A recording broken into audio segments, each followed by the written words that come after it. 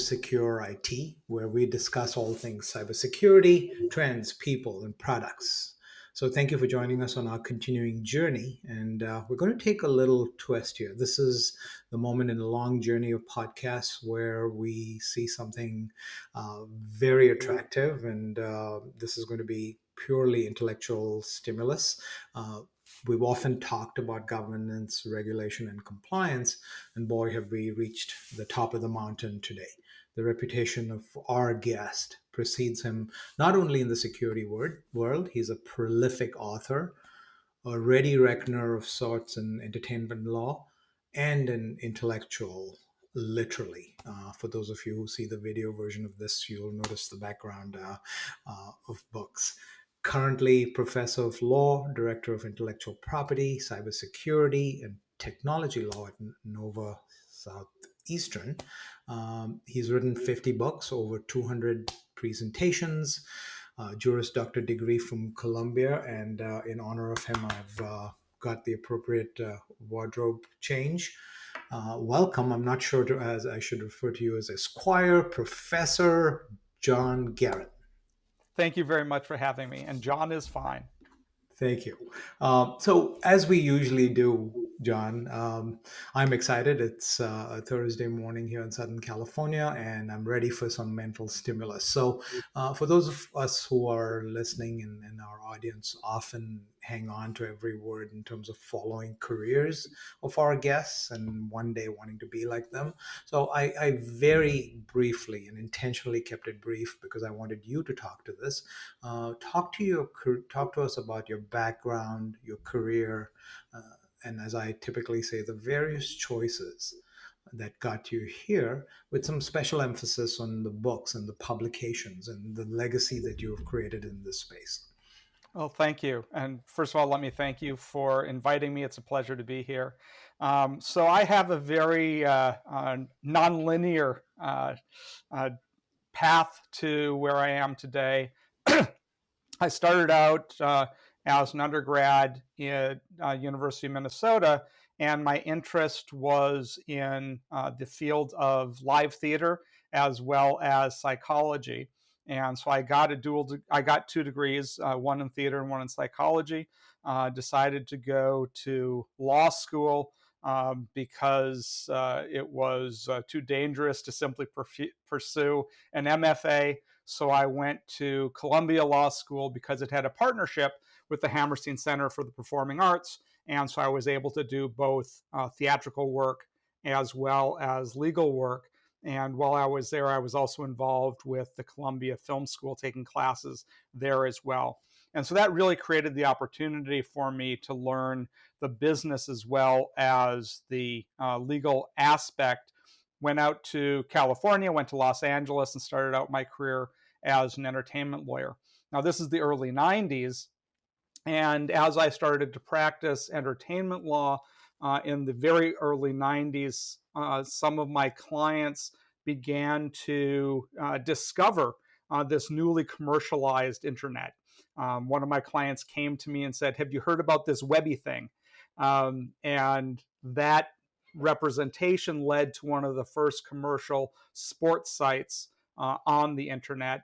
And because I was representing companies who were early adopters of the technology, I had to immerse myself in what they were doing as well. That led to work involving top-level domain structures and representing companies who were circumventing top-level domains. It led to work in the privacy space involving GLBA, HIPAA, and the like. And at the same time that I was continuing to do entertainment work and increasing amount of technology work, I also moved from being a full-time attorney to a part-time attorney and full-time law professor. My first book then became a book that was the lessons that I learned representing independent film clients, and I wrote my book on independent filmmaking. That led to additional books on entrepreneurship, and then the marriage of entrepreneurship with technology. And so my most recent book, which you kind of see over my shoulder, is Parenting for the Digital Generation. dealing with privacy, cybersecurity, technology in the home and educational environment. And I wrote that just as we were moving into the lockdown as a result of the pandemic. So it was very timely to be able to help families and educators understand how to deal with all the technological issues and really try to bring some of the rules of cybersecurity and privacy into the home so that these became best practices not only for corporate executives, but also every day. How do we treat our children? How do we manage these technologies? How do we see their benefits? And how do we understand where the real threats are? Very well defined. Thank you very much. As you're talking, my mind's going a mile a minute. Recently, as recent as Tuesday, which is 2 days back, I'm listening to this presentation by a gentleman named Kelly Leonard, who started off in Chicago in the improv area and had mentored the likes of Tina Fey and many of the Saturday Night Live performers and stars that came to great success. And he does a presentation on the connection between improv and the tools that they learn in improv and actually selling, Sure. to convince the customer. And here you are, John, performing arts, right? A person that not only talks to the law and the legalities, but who has, so to speak, actually performed. You actually immersed yourself, and so you know your subject matter extremely well when it comes to entertainment, and then the move to privacy law, etc., which is extremely topical. So thank you for positioning that so well. Um, Question 4 down the line, we're going to look at AI as another facet of where we're heading. Right, today the big deal is privacy with all the laws, and we're going to talk about that right now.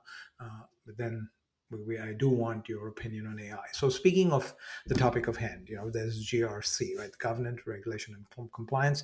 And boy, are we known for our TLA, three-letter acronyms, right? So here we are, right? We are in your current role. You see this.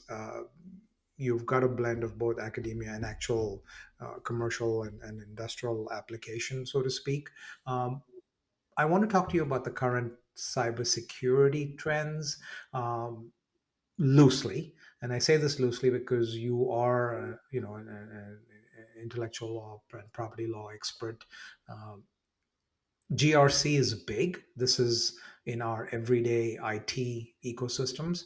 Uh, Administration after administration in this great country is proud to say that they're driving more, governance, regulation, and compliance. There's NEST, there's zero trust architecture.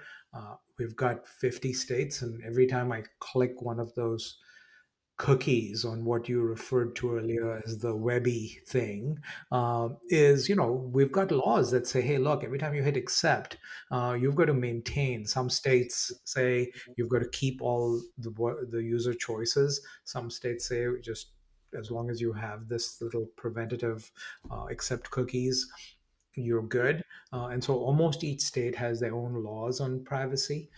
We've got China and India that are coming through with like 400-page um, documents. And in India's case, as only a member of the Commonwealth can produce, massive documents that's equivalent of their very complex tax code. So this stuff is barreling towards us in the IT industry.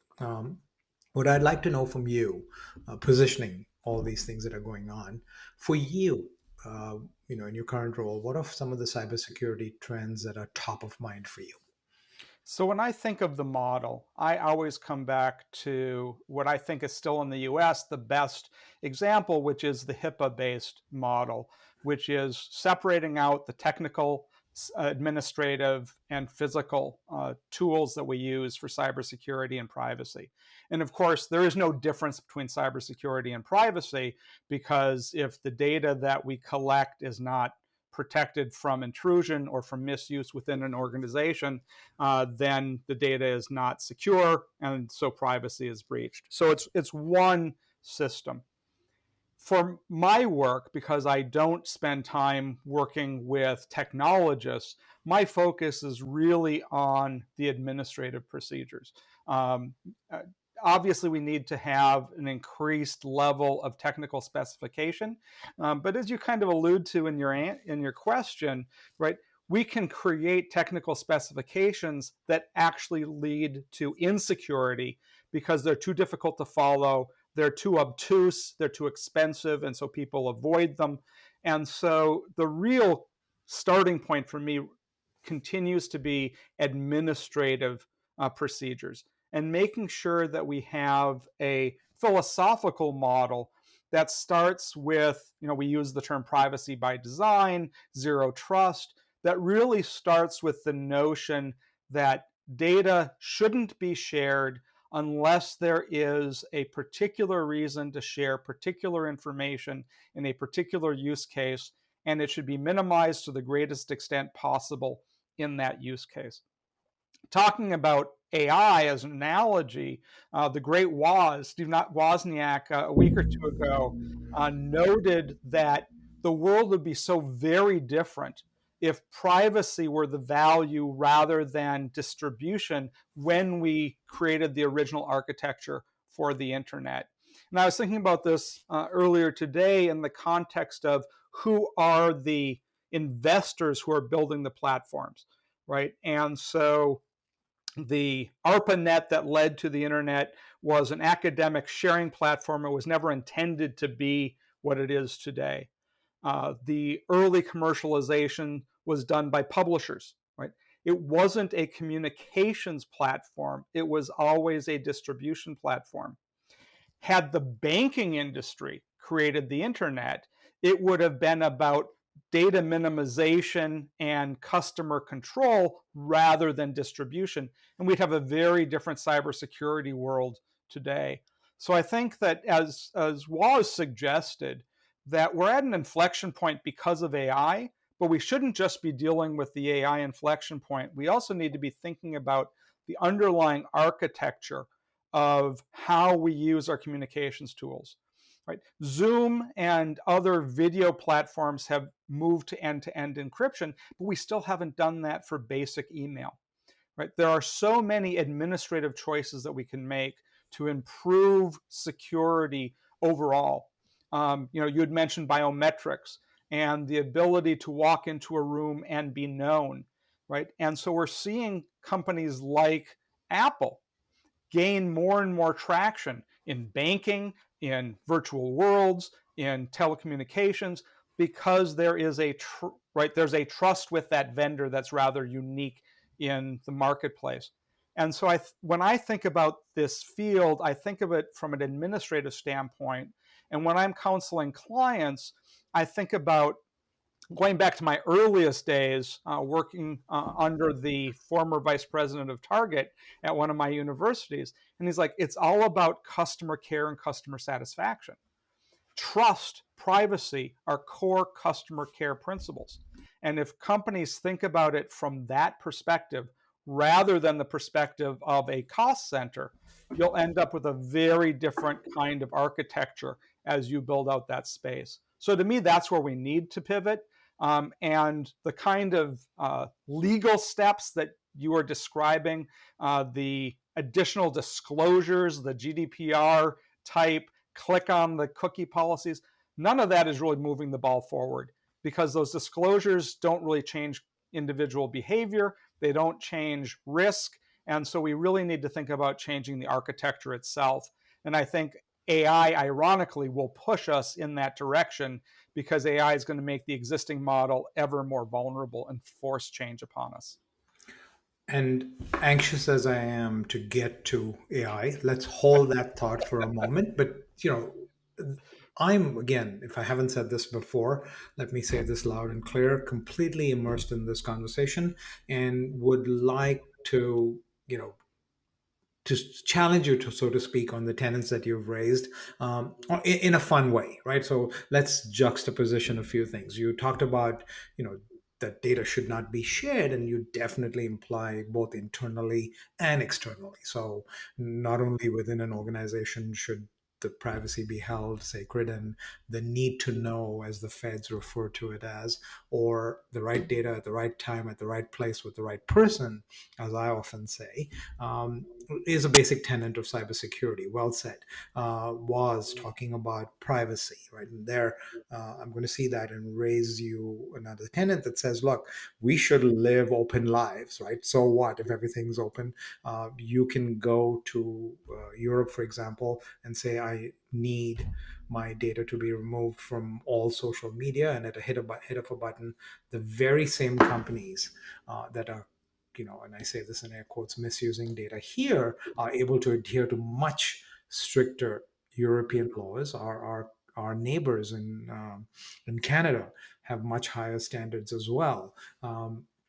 You talk about, philosophical model, and literally, John, God bless you for saying, using the word obtuse when it comes, to current laws, right? I mean, we're quick to pass legislation, and the story that I often tell is about the old lady in Santa Monica. So Santa Monica, a few miles north of of where we are, within Los Angeles, is a town that was one of the early adopters of rent control. And so, the very same landlord that's providing homes for everyone else has rented out one of his apartments to the old lady who's got a very limited income. And laws come in by the city council, and they say, now we're going to have rent control.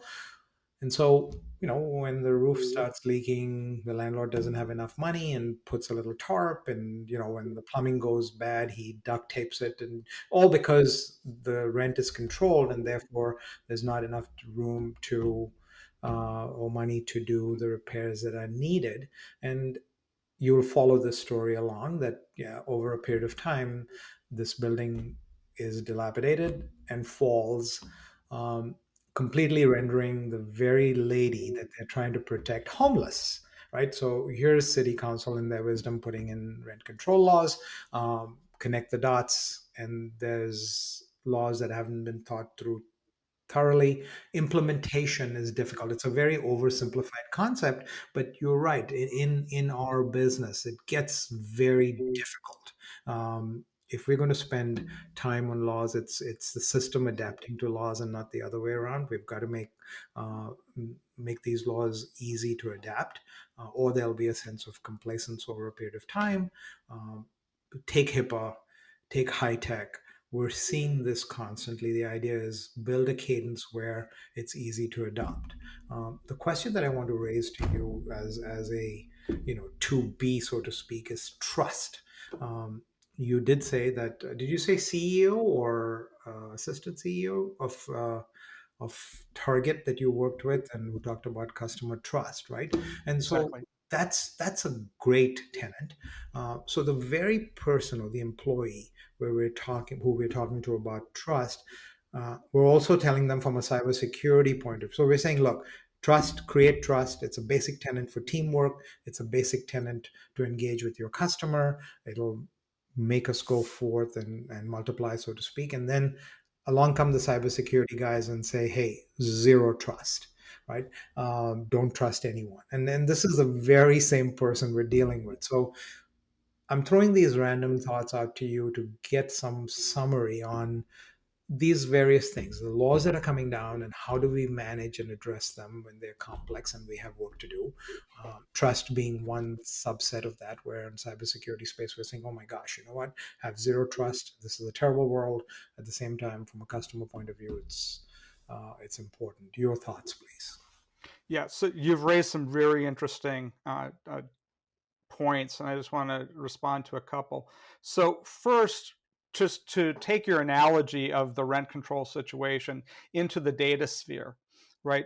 If the data that we're collecting is highly valuable and actionable data, then of course we're going to have a model to use and exploit that data. But as you also identified, we want to have, right, the fewest people touching it who only have the highest need for it, right? So if we're collecting your medical data, I want to make sure that every doctor who needs to see that file has easy access to it, but I don't want that as a customer or as a policy matter, sold to insurance companies or sold to commercial enterprises to start marketing to me about a private medical need. So the basic trust model is your doctor is within that sphere.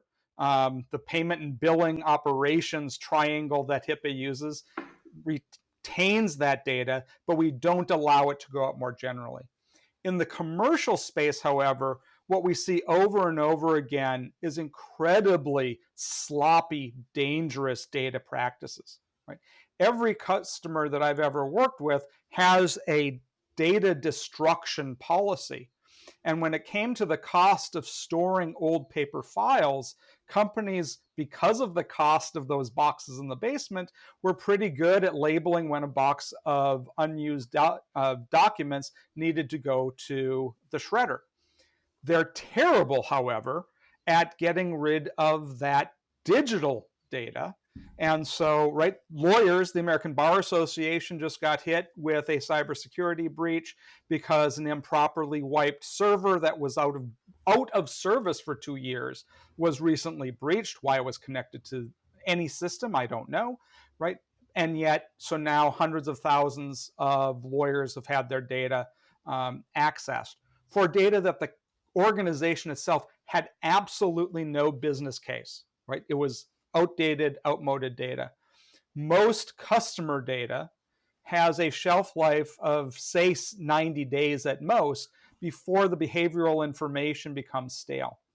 The systems don't get taught better by having 6 months or 12 months of data because the models are just fine in that 30 to 60 day window. And yet that data is retained. And as a result of it, the breaches become orders of magnitude more expensive to respond to because the companies have terrible hygiene practices. So we in fact can save value. We can build better roofs if we have more attention to how current data is being maintained and stored. And I think that's really the critical point, right? At the end of the day, corporate America has outpaced Europe, it's outpaced the rest of the Western world in terms of its innovation and growth. And we don't want to lose that leadership, but we can do it in a much more efficient way by not being sloppy with our customers. And in fact, the customers today have a lower level of trust for most vendors than they have had in a very long time. And there are a few exceptions to that, and those exceptions should become the norm.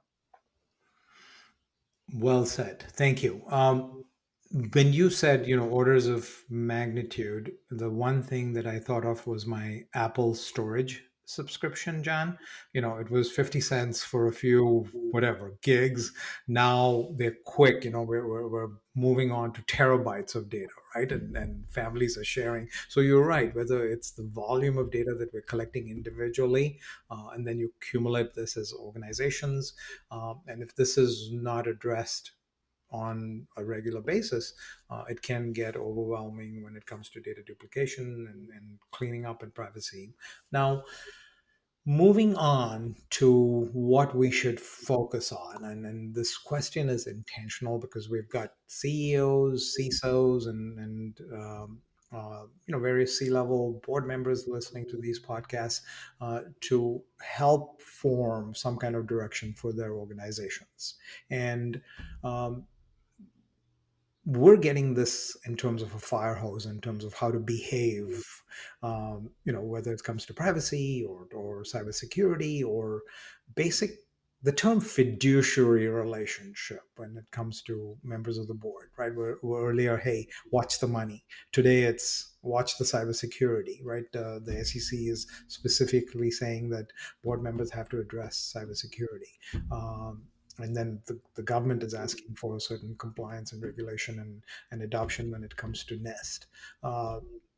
People are quick to say, hey, I want privacy. I want my data to be protected.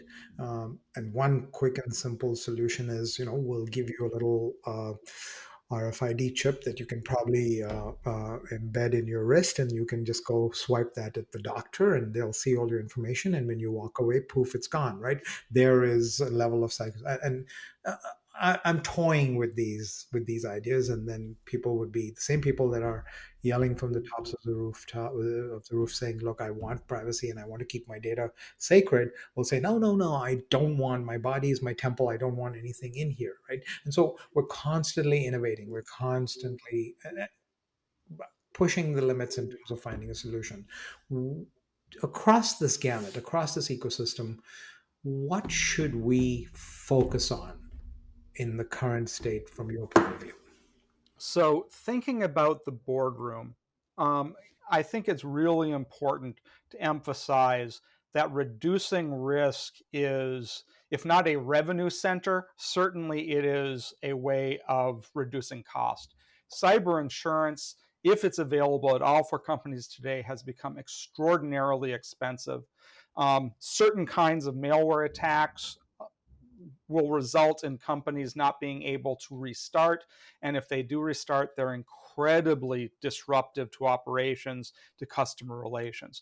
So it's no longer that cybersecurity or privacy are optional, right? They are essential core functions of an organization, in the same way that we wouldn't open a retail store without putting a lock on the front door, or having, right, product control from shoplifting, activities, right? We know that this is essential.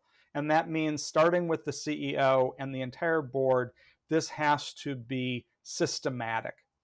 Now, there's a problem I thought you were going to allude to with the consumer, which is the consumer will say, I want privacy, and then give it up for a 50-cent loyalty gift card. And so there, That is very interesting. At the local mall for a chance to win the Ferrari, right? exactly. Yeah. And so we know that there is a split in people's minds between what privacy means in the abstract and what it means to give up information. To me, the real central model that we need to move to is a harm avoidance model. Right? People don't mind having advertisement that's slightly better attuned to their interests, but they find it really creepy if it responds to the website they went to 5 minutes before. And companies have become nuanced at identifying how much you can personalize information before it becomes creepy to the consumer and violates that level of trust and respect. And you call this a what avoidance model? It's really a risk avoidance Risk model. avoidance model. Got it. Yeah, it's really a risk avoidance model. But what it requires from the board level is to say, at what point does it no longer benefit us to have and use this information, right? What is the margin? And again, a little economics. What's the marginal utility versus the risk cost? And I don't think companies are doing a very good job of doing economic modeling for the risks associated with data misuse, with the threats, in the way that they do modeling for physical threats and personnel issues. By moving to that model, by thinking of this as a marginal use case, companies will reduce the amount of data that they're collecting while becoming more efficient with the data that they do have. And as a result of that combination, those companies that are sophisticated in the thinking about how to maximize value and relationships will outperform those companies that are still in the collect everything and see what we end up at the end of the day model. And very interesting. The question I have for you, and you've alluded to a basic tenet when it comes to decision making, whether it's in the boardroom or whether it's to pick between vanilla and chocolate chip, right? It's measure the upside and the downside, and that's a simple tenet for life's decisions. It's something that I talk about often. I was recently talking to, in fact, as recent as Tuesday, one of the C levels at Honeywell on a cybersecurity panel, and he alluded to the very same thing when it comes to a cybersecurity posture for that Fortune 500 company. It's like, look, we constantly have to measure what are we exposing ourselves to in the case of your example, in terms of holding on to this data versus letting it go poof? He brought up an important point. There are things that they don't know that they don't know. Sure. And this is what keeps organizations like ours in business. And it keeps you prolific as an author, right? Because you're constantly saying, look, learn, here are the publications. Talk to that. How should the decision makers arm themselves with knowledge to be able to take smarter decisions on the upside versus the downside measurement? I really think that the unknown unknowns is an overstated risk. And instead, the real risk is right. We haven't talked about behavioral economics. The real threat in the boardroom is FOMO. It's the fear of missing out. And so corporate boards tend to hoard opportunities. They tend to over respond because they think that someone else will get there first. So And true. that is the real driver, not this Iraq war notion that there are the things that we know, the things that we don't know, and the things we don't know that we don't know. Right. I would, again, we're going to pivot eventually to AI. AI falls into that third category, right? The permutations of this inflection point are creating a host of unknowable unknowns as we shift into a new model. Privacy and cybersecurity, we know the threats are going to continue. We know that every data breach is more expensive than the last. The reason that 50 states are and 4 territories are piling on with new regulation is it increases the cost of doing nothing. And so, even though the laws themselves may not be effective, they are squeezing corporate decision makers to realize that the cost of noncompliance has simply become too high. And, to use an old analogy, it's time for the frog to get out of the boiling pot. And so that's why we're seeing this regulatory model that's not particularly efficient, but it's very scary. And the fear that it's creating is slowly moving corporate decision making. It's not a great model at all, but it's the model we have. Um, I'm going to burst a bubble for you, John, but I'm reading this book right now called The One Thing, and he actually says, and I am digressing here. He says, look, if you try to boil a frog slowly, it will jump out. It's not true that. So he ruined that one for me. However, we could talk for an hour on behavioral economics. I mean, talk about human behavior. Now, there's an oxymoron. Talk about behavior and the dollar, right? I mean, you put those two together, and that's a conversation we could have for a couple of hours in itself. So, point well taken on FOMO, and ultimately, the people taking decision in the boardroom are two things: human, and so they want to hoard and keep everything, like my post-recession great grandmother who once didn't want to get rid of even piece of packing tape or a ribbon, and the economic engine behind the organizations that they're responsible for. So matters of deep thought. I am excited to talk about the future. I've always said that magical things are going to happen at the interaction of human behavior, human intelligence, artificial intelligence, and big data. You alluded to this earlier in our conversations when you talked about these orders of magnitude change. Laws like HIPAA changed into high tech. Now we've got to walk into a doctor's office and sign our name, and they promptly pull it off. God forbid anyone knows that we're in there for a colonoscopy or whatever else we're in there for. AI is changing things, and this is orders of magnitude change within orders of magnitude change. I mean, the internet, and you can walk into a room and ask for music, and millennials are saying we no longer want to have to remember 20 character passwords. Very exciting times. So, where do you see us heading? What's this future of cybersecurity? This is the dream with us section of the conversation. Unfortunately, I'm a bit of a pessimist. I think that the dark times are going to come before the good times. The long term potential for AI to solve major world problems is true and valid. I think we're starting to see tremendous potential in the pharmaceutical industry, in solar power, nuclear fusion, right? So there are some very long term benefits that this technology is going to have for us. Unfortunately, I do think that in the next 5 years, the disruption is going to be more negative than positive. Right? We're already seeing that simple chat, I say simple chat GPT 3 and 4, and of course they're nothing close to simple, but we've already accommodated them into our culture. And unfortunately, the earliest adopters are phishing exploit professionals who are getting rid of their bad spelling and poor syntax and making much more sophisticated phishing exploits than they could 2 months ago. We're seeing voice duplication attacks that are incredibly sophisticated. We're seeing the use of these technologies for bot attacks that are magnifying the problems that we have. And so, from a cybersecurity standpoint, the next 24 to 36 months are going to be a game of catch up, because the ability to harness these tools to defend institutions is going to take a lot longer to vet. It's going to take a lot longer to put the appropriate guardrails onto these systems. And meanwhile, the bad actors who have no such limitations are going to town with the misuse of these tools.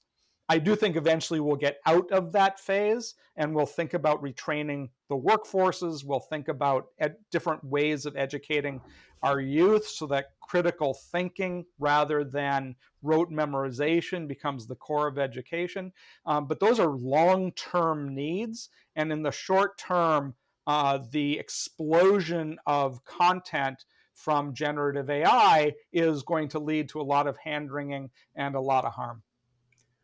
Thank you. I am just in awe of the potential of AI. And yes, the bad guys are one step behind. It's exploitation, it's human nature, let's use the same tools, and we've got to constantly remember that. A quick anecdote: I am a finance major and pride myself on my prowess with Excel.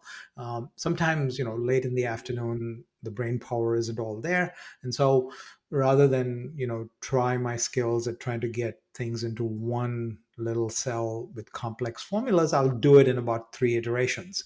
I just realized that just talking to ChatGPT, uh, ChatGPT can brilliantly generate an Excel complex formula and have me cut and paste it into Excel. So I'm enjoying that with my afternoon cup of tea for the moment. So please allow me that that luxury. Um, But if I may, I please. think what you have identified is one of the great potential and risks of generative AI. As an expert who understands what that cell should be, being able to have a shortcut to write it out, to look at it and say, this is what I was looking for and paste it in is fantastic. I love using it for pre-writing short material that I need, because I know what I'm looking for. I know when I read the draft exactly how I want to edit it. But I look at novices in the same space and they don't understand how to make those edits. And as a result, it's a great tool for experts, but it's being sold as a tool for novices. And that's the worst possible use of the tool. And so, Yes, that's my concern, is that it's not absolutely. being put in the right hands at the Right. right time. Again, a basic life tenet, right? Everything in moderation, including AI. Uh, Everything in moderation, including moderation, John. That's a topic for another another podcast. Something tells me, and I'm willing to put good money on this, that your next book will have something to do with parenting in a world of AI and why kids are getting their homework done in about 10 nanoseconds on the drive home, right? Well, that would be a fun read.